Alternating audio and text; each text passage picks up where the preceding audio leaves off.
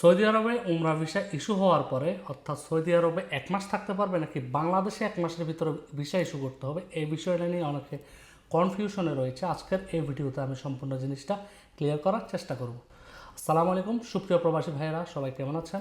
বর্তমানে আমাদের এই প্রশ্নটা করতেছে যে আপনার উমরা ভিসা আনলে কি এখন বর্তমানে 3 মাস রাখা যাচ্ছে কিনা। তাদের উদ্দেশ্যে আমি বলতে চাই যে অবশ্যই আপনি বর্তমানে 3 মাস রাখতে পারবেন। সৌদি গ্যাজেটে প্রকাশিত যে প্রতিবেদনটা সেটা আপনি পড়লে ভালো মতো বুঝতে পারবেন যে এখানে বলা হয়েছে আপনার ভিসা যখন ইস্যু হবে, ভিসা ইস্যু হওয়ার পরে আপনি 1 মাস সময় পাবেন। ওই 1 মাসের ভিতরে বাংলাদেশে হচ্ছে আপনার যে প্রসেসিংটা এটা কমপ্লিট করে দেন হচ্ছে আপনি সৌদি আরবে এই 1 মাসের ভিতরে প্রবেশ করতে হবে। এই জিনিসটার উপরে সৌদি সরকার বলা হয়েছে, অর্থাৎ সৌদি আরব আসার পরে 3 মাস থাকতে পারবে না এমন কোনো কিছু বলে না, বলেছে শুধু ভিসা ইস্যু হওয়ার পরে 1 মাস সময় পাবে।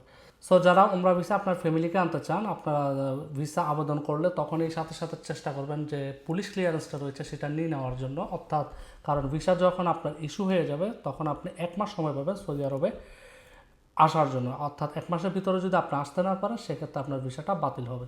এছাড়া আপনারা যারা উমরা ভিসায় সৌদি আরবে আসতে চান বা আপনার আত্মীয় স্বজনকে সৌদি আরবে আনতে চান উমরা ভিসা, তারা চাইলে আমাদের কাছ থেকে আপনারা উমরা প্যাকেজটা নিতে পারবেন। আমাদের 3 মাসের উমরা প্যাকেজ প্লাস হচ্ছে 14 দিনের উমরা প্যাকেজ দুটাই অ্যাভেলেবল রয়েছে। আমাদের যোগাযোগের ঠিকানা এবং নাম্বার আমাদের ভিডিওর ডেসক্রিপশনে দিয়ে দিচ্ছি।